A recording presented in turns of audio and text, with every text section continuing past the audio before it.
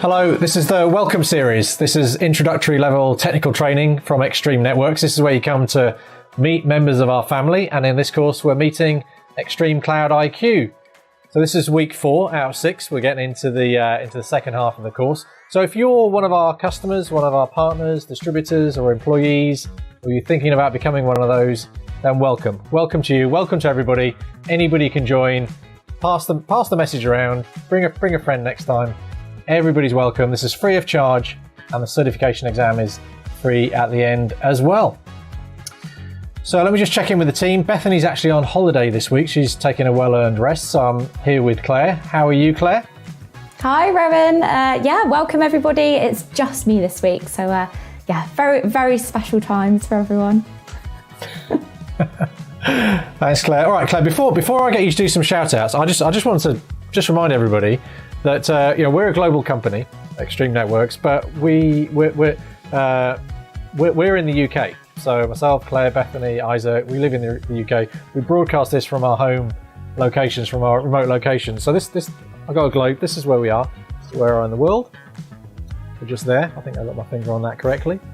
And I just want to ask you, Claire, what time have you got there? So for me, it's 2 p.m. GMT, and it's always been 2 p.m. GMT. So I'm not too sure why some people may have joined earlier last week. We know why, and we do actually apologise. We joke about it, but yeah, it's always been 2 p.m. for us. So I don't feel like we're in the wrong. Yeah. We were here 2 o'clock last week. Yeah, same time every week. Yeah, so good. All right, so I think we're back on track, aren't we, Claire? Now I think the world has come into some kind of alignment from a time perspective again. So we're all good and consistent, at least until the spring. Yes, we are together again. Like you say, the stars have aligned, shall we say? Okay. All right, Claire, anything to shout out before we get going? Of course.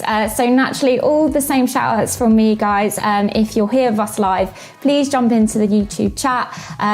Again, we love the engagement in there. We saw a lot more technical questions last week. And we're seeing some familiar faces. Red Miles, we love seeing him. If you haven't spoke to Red Miles, he shares a lot of experiences with us, and we love seeing that. And we want to hear more from you. So please do share away in the live chat and interact. If you're watching on demand with us, then please chuck any comments you'd like to be answered by the team down below. And again, if you do have any questions that you don't want to share on YouTube, please email us at learn@extremenetworks.com, and the team are here to help. So yeah, that's everything from me.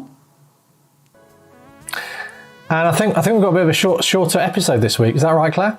Yes, you have reminded me. As a way of apology for last week's time mix-up, I have promised you guys and with Isaac that we will end a little bit earlier today to give you some time back. So hopefully we should have a runtime of around 45 minutes. If Isaac sticks to the plan, I'm sure he will. He's a fantastic teacher. Okay, well, Isaac, you got the full hour, Isaac. If you get into something, then just go with it. But I think, as you say, Claire, I think looking at the content today, it looks like we're running a little bit early this week. All right, I can see Isaac out the corner of my eye, so he's ready to go. We're going to hand over. I'm just going to do one more reminder on turn on the subtitles. I think it's you've got to tell somebody something 4 times before it really sinks in. I'm pretty sure it's 4. So Claire, if you can just put up the turn on the subtitles URL again. Just go and check that out, please. Pass on the word. This is a cause we really believe in. We think it's going to help improve childhood literacy in places where that's really needed. I'm going to keep reminding you, unless somebody puts something in the chat window to say that they've looked at it. Give us some comments, give us some feedback. Just let us know whether you've been able to check this out. Okay, time to get going. This is episode 4. I'm going to hand over to Isaac now. Enjoy the episode.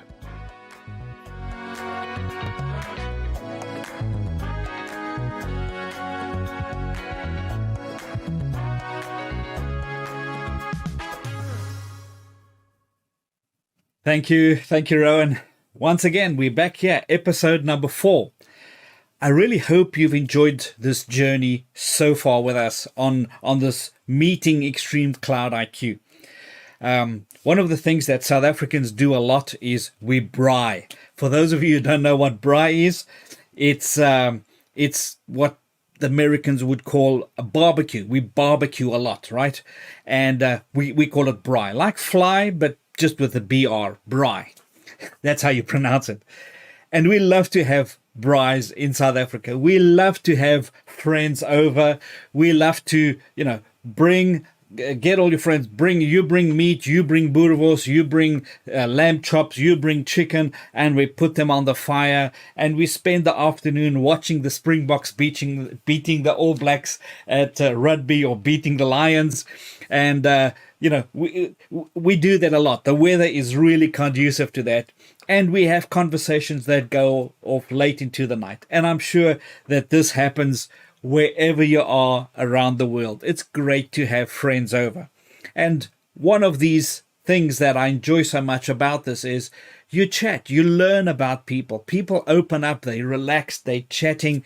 And I learn about my friends. What do you do? I do this and I did this and this is my hobby and I build this and I build that.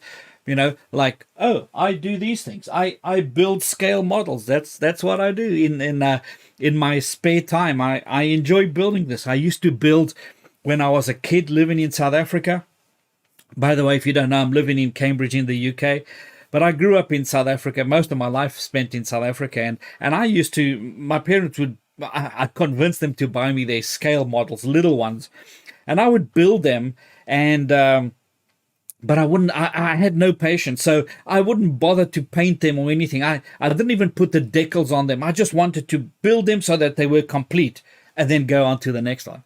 Now I'm a little bit older and I have more patience, right? And I like attention to detail. So now I spend more time doing this. And I love telling people about this because there's stories behind each one of these models that are built.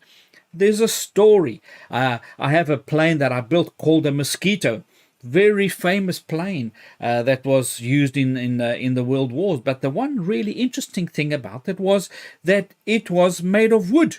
The whole structure was made of wood, which gave it a lot of advantages in the air because of its weight, etc., etc. So those are wonderful stories. And so what we've tried to do with Welcome with the Welcome series and Meet ExtremeCloud IQ is have that type of a vibe, right? Not go so deep technically that I lose all my friends and they sit there like, yeah. No, have a conversation, ask questions. And that's why, we're on this YouTube session and you free to ask questions, and there's engineers here that will help you with any questions that you might have. And so it's that friendly atmosphere. I'm not trying to sell you anything. It's just like, hey, this is what I do. These are the systems that we use at Extreme, that we sell at Extreme. Come check this great technology out. And if I can do that to my friends and they walk away and say, yeah, I actually understood what he was talking about. That's what we would like to try and do within this series and the people that we would like to reach. So if you're a new customer, welcome. Really, welcome to our family, and welcome to the family, to the child, right? To the poster child of ExtremeCloud IQ, which one of them is, this product that we're talking about. As we develop this, we're going to be talking about introducing you to some of our other family members, right? A lot of us, because we talk a very technical language, it's always one of these things where we assume everybody understands what we talk about. When we talk about fabric, does everybody really understand? No, not really. And we're going to try and demystify these types of technologies just by chatting about it in an easy way. So after that little spiel, let's get in. because we've now covered quite a number of things. We spoke about cloud. We've spoken about the issue of cloud agnostic and the vision that Extreme has as to how we want to go and where we're going, and becoming the first in the world to develop an end-to-end cloud managed solution. So we spoke about that. We spoke about the issue of security and how important to that, because that is because a lot of people, that is their big barrier to moving into a cloud solution, is this concept that I'm not using my hardware, it's somebody else's hardware on some other location. And we dealt with those issues, and we unpacked them, and we spoke about all those things that are of concerns to people, and tried to demystify things like ISO, right? ISO 27. Remember the 27? No, okay. It's the other three numbers that are really important. The 001, so 27001, 17701. Those are the things, and we kind of unpacked that. And then we moved, and we looked at deployment, how devices are deployed, and now we showed you last week, at the end of last week, we showed you a little bit of the GUI, and we showed you how you would onboard a device, etc., etc. We're going to do live demos of that so that you can see exactly how it is done. It's very important when you buy this type of technology that you understand, or that you know, that not only can you manage everything, all this infrastructure that you've invested in, from a single pane of glass, and I can provision this, I can provision that, but you need to be able to get intelligence, information out of the system. Remember, one of the reasons that people have network management systems is to help them to administer their networks. Now, you might have a network with 10 users. That's very small, and it might not be a lot of work to administer 10 users, because your network guy, or the guy who's running your network for you, well, maybe he does 10 other jobs. He installs printers, and he helps people with usernames, etc., etc. But if you have 100 users, 500, 1,000 users, the game changes, right? You can't have an expensive IT person sitting there managing passwords, people forgetting their passwords. Got to be automation in place as much as possible. And so when you onboard devices, you need to have the ability to manage them and to monitor them, to manage them and to monitor clients, and get rich information out of this. Remember, the more information you have, the more data points you have, the better decisions that you can make. And that could be to help you with your growth. It could be financial decisions as to how you budget for this technology. How much do you need to budget? These are important things. And it's no good. We don't live in an age anymore where you can gut feel and look, I think we should. That's not relevant anymore. People in finance want to know numbers. They want to know figures. They want to know exactly what's happening. And so when somebody says to you, when someone in finance says to you, if you're an IT person watching this, says, I want to know what the growth is. How much do we need to budget for our expansion next year? It's really important for you to say, well, we monitor all our network devices. We monitor all of these, all these data points, hundreds of data points. I can extract information from that and tell you, over the last year, this is what has happened. And that should be the basis to make decisions going forward. So this is about managing and monitoring, is about efficiency. It's about reliability. It's about planning. It's about finance. It's about a whole lot of things. So let's jump in and let's see what we can get out of a system like this. Let me just go and set up the pen color that I need over here. Let's go to gray. I don't like using red. Red kind of feels like it's the wrong color for something like this. Okay, managing devices. So this is my home network. that you see in your screenshot of my home network. I've got a couple of devices, access points, a switch, etc. And so I've logged into ExtremeCloud IQ, and this is a screenshot of what ExtremeCloud IQ looks like running inside the browser. Okay, so what are we looking at over here? We're looking at historical and real-time monitoring. So that's important. It's one of those things that we need to understand, is that ExtremeCloud IQ has all these data points that are coming off these devices. Temperature, usability, how much radio is being used, the utilization, all of these data points. And it's gathering all of this, and it shows you when you click in, as we go on, you're going to be seeing as you go in that it shows you the current status of what's happening on your network, but it also saves historical data. And in the past, we would only give you 3 months of data, and that would be it. It would be a rolling 3 months.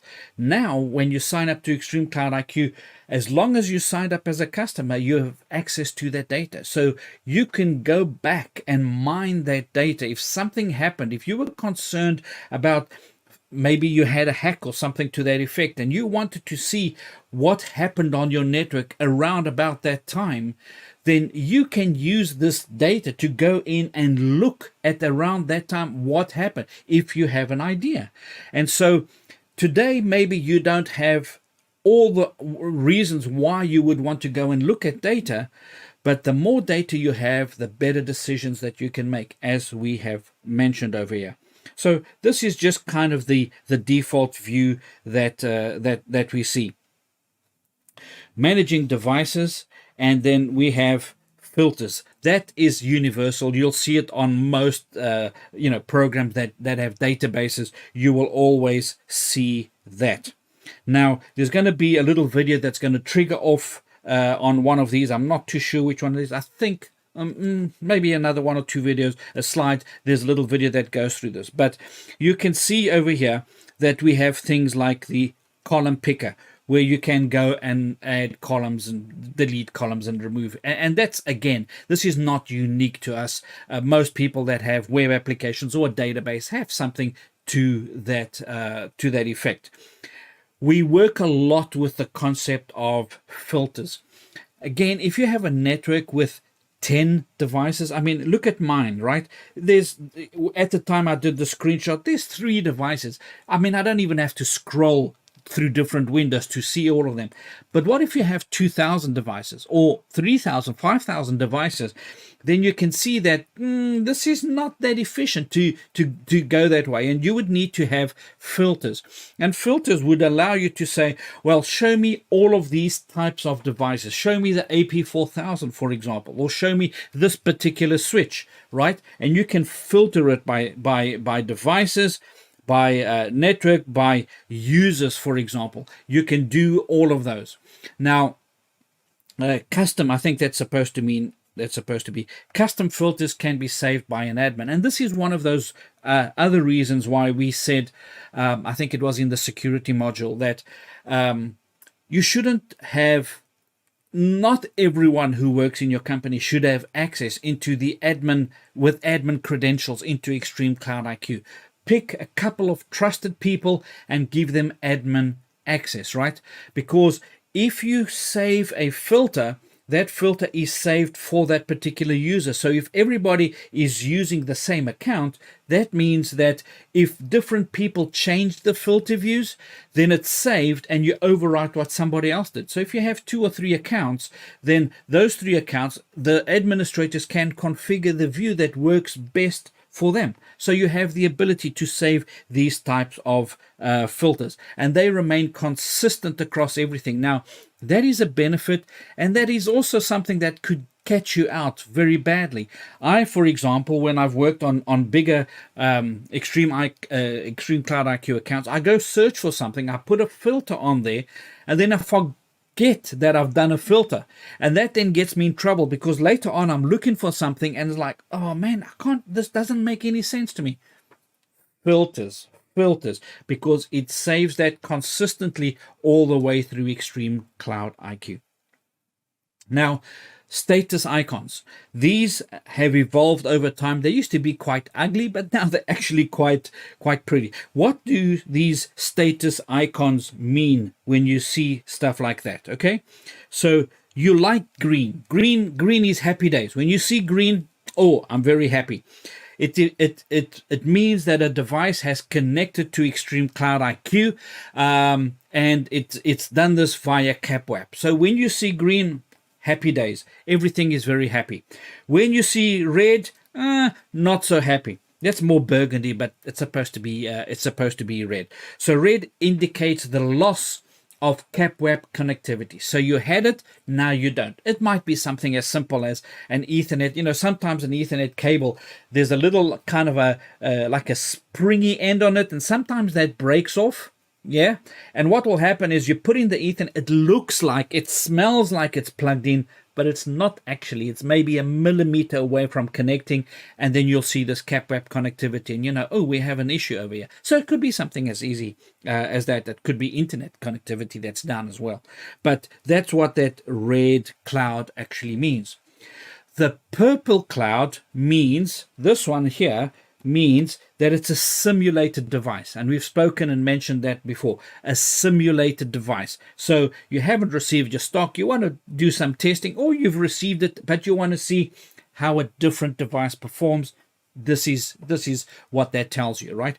Now, you can't do firmware updates or anything like that on simulated devices. You can do a lot of stuff, but you can't do that. And of course, don't expect to see, you know, if you create a wireless network, you know, using that, don't expect to actually find it on your mobile device, because it's simulated. Then you get this icon over here, which is called the presence icon. And that is if you've turned one of your radios. Now, generally access points, enterprise will have, you know, 1, 2, or 3 radios, generally 2 and sometimes 3 radios. AP4000, for example, has got 3 radios on the 2.4, the 5, and the 6 gigahertz channel, which is really quite amazing, and one of the flagship products now that we have for Extreme. So if you want to use one of those radios for presence, as a presence monitor, to monitor the status, for example, in hospitals, we've got very expensive equipment, mobile equipment that moves around. You can track that equipment using a radio. So if you set up the radio as a for presence, then that's the icon that you're going to be seen. So it's pretty clear, nothing complicated at all. Then you have these icons over here, the second column of icons, and those are called the audit icons, right? Audit icons. Again, we really love green. So green says, hey, the configuration on the actual device, be it an AP or a switch, whatever it is, the configuration on that device is the same as the configuration in ExtremeCloud IQ. Okay? Those configurations actually match. All right? Now you might think, why wouldn't they match? I'm glad you asked that question. If the audit icon, okay, is not green, okay, if it doesn't have a tick, if it's got an exclamation mark, if it's not green, it means that the configuration doesn't match. Now, what does that mean? That means that the original configuration that was pushed out to that AP when you first connected it in, the configuration has been changed in ExtremeCloud IQ. An admin has gone in and he said, okay, this had presence enabled, but actually we don't have any monitoring equipment, medical monitoring equipment in a restaurant, so I'm going to turn off that option. I don't want presence analytics. I don't want to analyze for presence or location in this. And so an administrator will go in and he'll make changes to the configuration, and now ExtremeCloud goes to check and it says, hang on, the configuration on the device is not the same as what I see here in ExtremeCloud IQ.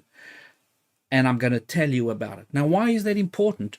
That's important because maybe the administrator made configuration changes 5 minutes before he went on leave or holidays, and a new guy comes in, a new shift, or maybe the next day someone else comes in, and they can look and they can immediately see, there's been a configuration change. I can see that. If they don't see that, they don't know. If we didn't have that, they wouldn't know that there's been configuration changes that have been done. So anytime they don't match, it flags it up like that, and that's a very good thing. Now the device, okay, that particular device. In this case, it's a bad example because it's a simulated device, but of course, it's still going to show you that there's a configuration mismatch. But if it was a live device, you would have that exclamation mark sitting over there, and it would say, this device needs to be updated with either a delta or a complete upload of the configuration. Now, what does that actually mean? Right. So you have a base configuration, it matches green. You don't need to do any changes. You make a change on ExtremeCloud IQ, there's now a mismatch. This one is still running perfectly, no problem. It's always been running perfectly, but you've made some changes. Exclamation mark says, there's some changes. And now when I click on that, it says, if I click on that icon, it says, it's going to give me 3 tabs. An order tab, a delta tab, and a complete tab.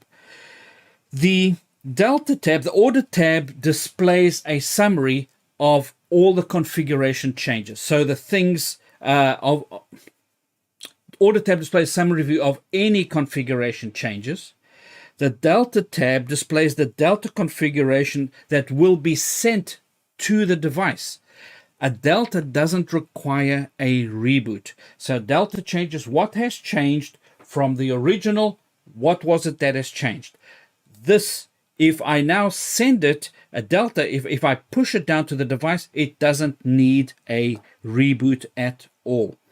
However, the complete tab displays the entire running configuration that will be uploaded to the device if you send a complete update.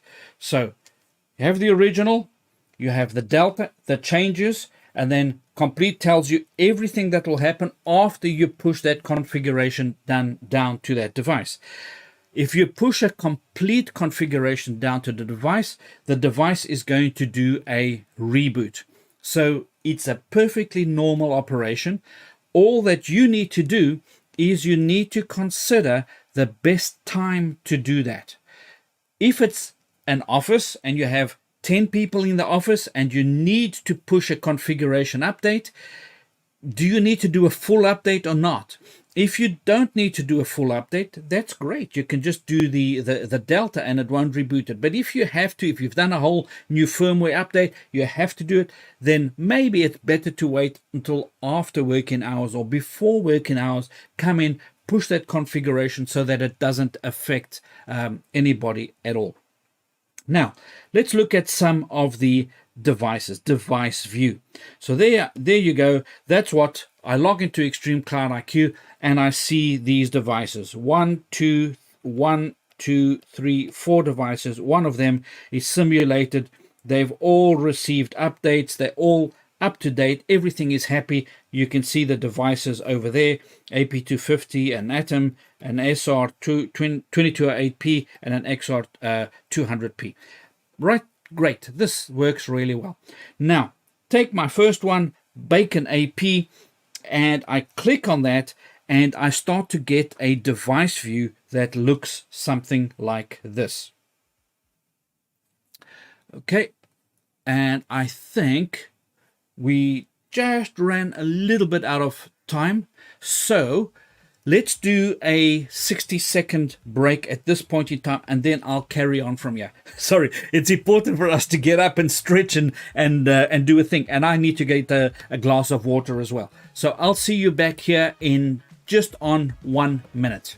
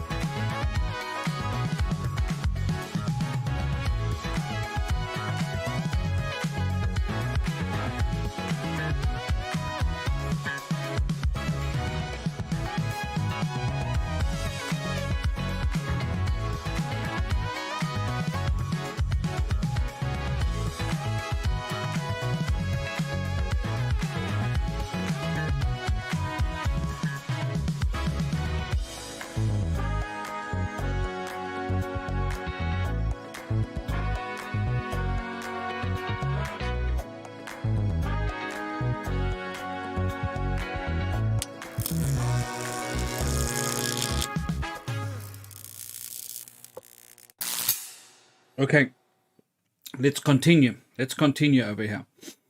And there we go. We were at this point. So if I click here on the AP, if I click on that AP, I'll get up a new window that opens up and shows me this. Now this is pretty cool because this shows me in a graphical way what it looks like, and says, okay, so there's that AP. It's connected to a switch called Snoopy Switch, and that's going then out through a gateway. That's the address out onto the internet and onto ExtremeCloud IQ. And of course, that can become a lot more complicated.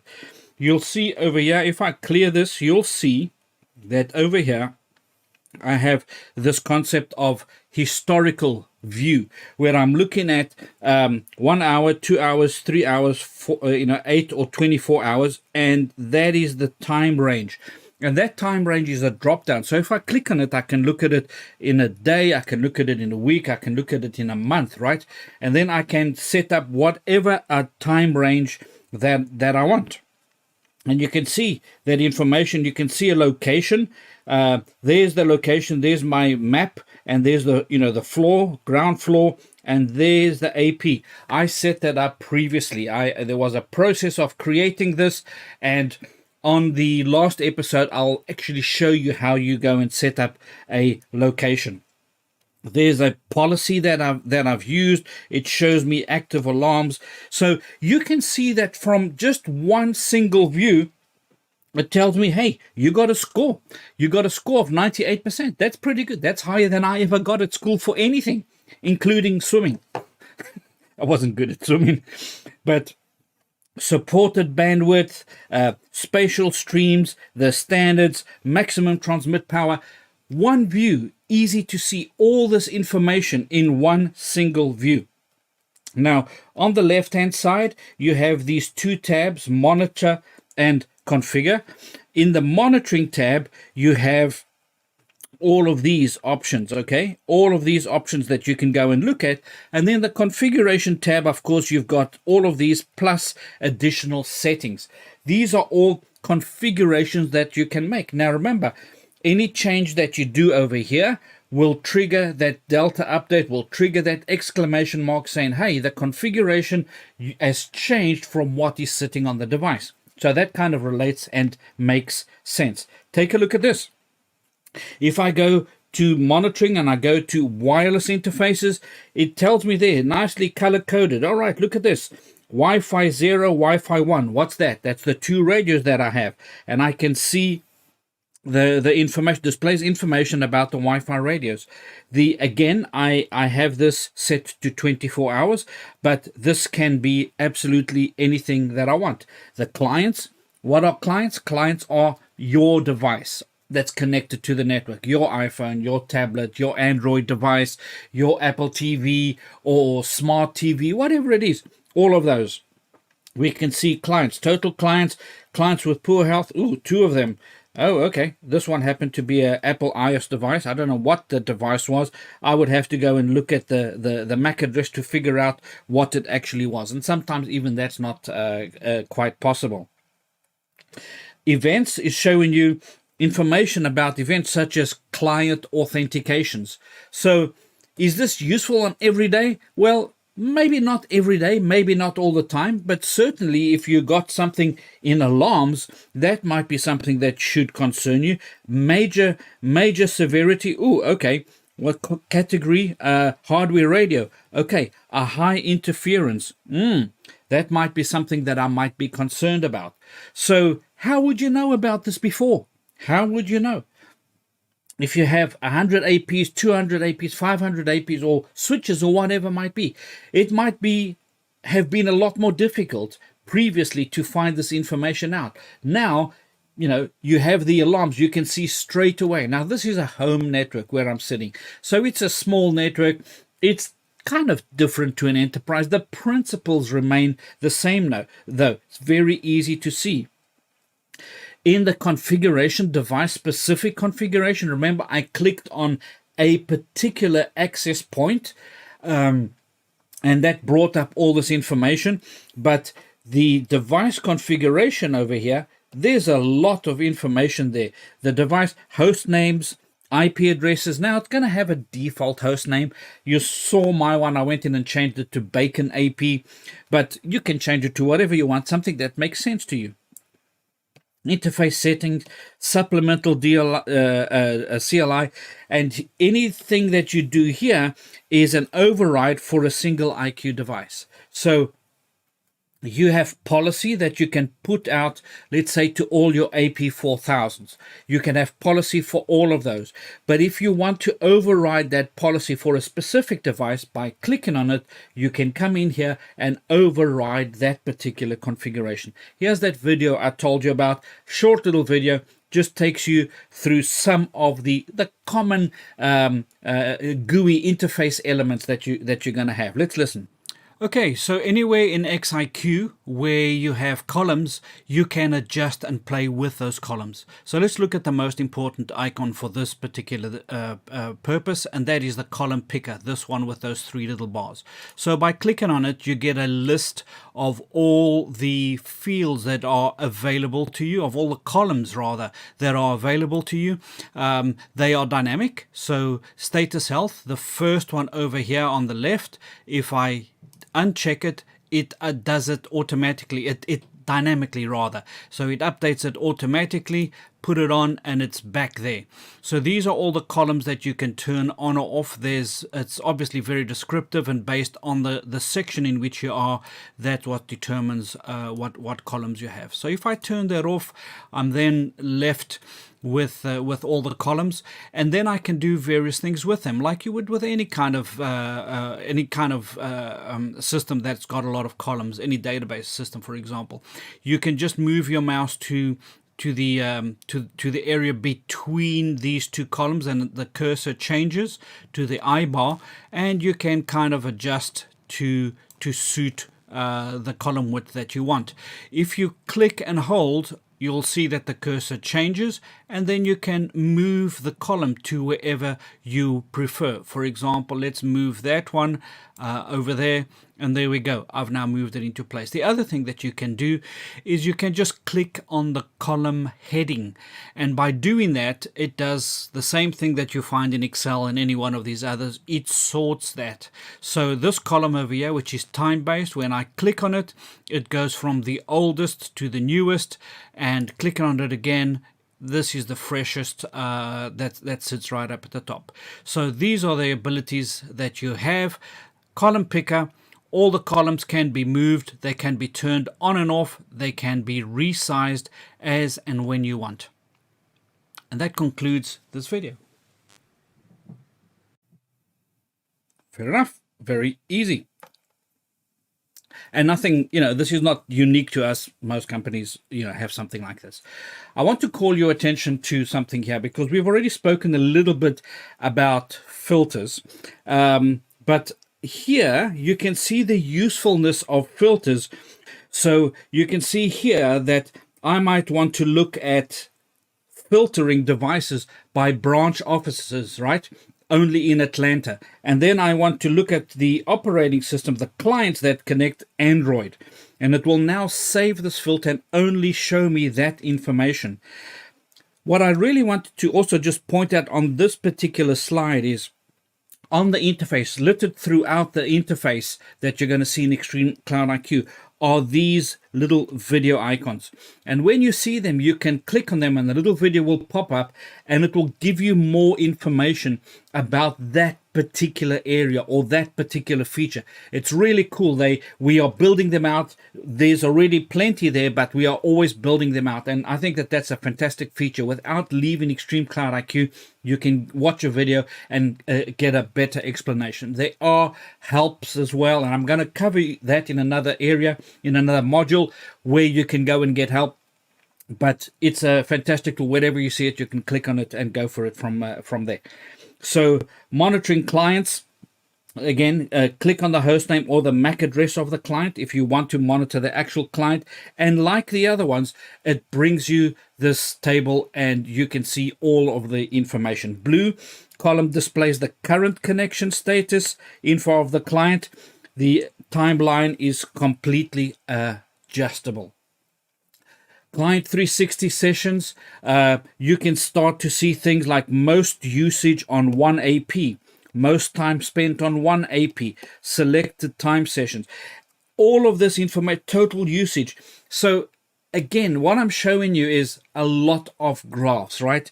And this can get tedious. I'm just showing you graph after graph after graph. But what I'm trying to show you over here is that the more data you have, the better decisions that you can make. Ultimately, this is what it does. The more data you have, the better decisions that you can make. You can look over here at this particular device. When we're talking about a client trail, the AP, you can see, from there, the average RSSI, the average signal to noise ratio, the usage, the SSID. You can look at all this information. All those services are all running perfectly.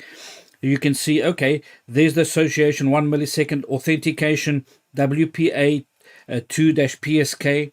It passed the authentication, DHCP. You can see the address, default gateways, the round trip. I mean, it's rich. It is so rich, the information that you can get out of here. You can even see the client capabilities. So my iPhone or whatever device I was using, you can see, these are the channels, maximum 21 dBm, 11 AC and 11 AX is what it communicated on, 2x2x2, supported bandwidth up to 80. I mean, it is fantastic. All of this information just from one click. You monitor users based on user credentials, view number of client devices from a single user. So one single user, hey, guess what? They have all of these devices on their network. So click on a username.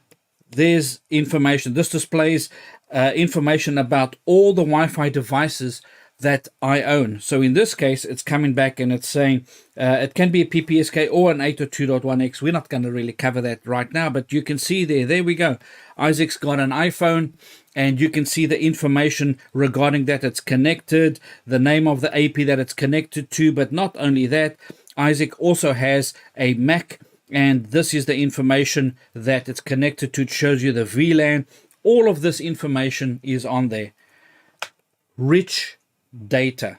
Data gives you power. Power gives you the ability to make great decisions.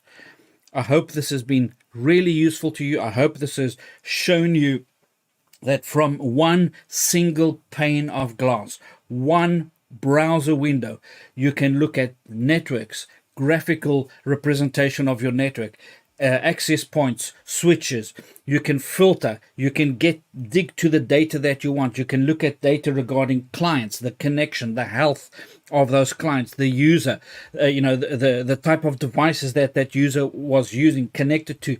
You can filter the data by time, by period of time, from hours to days to weeks to months. It is incredibly rich. ExtremeCloud IQ is a fantastic tool. I wish I had a tool like this when I was running my own business and running IT for other companies. Thank you for watching. Cheers.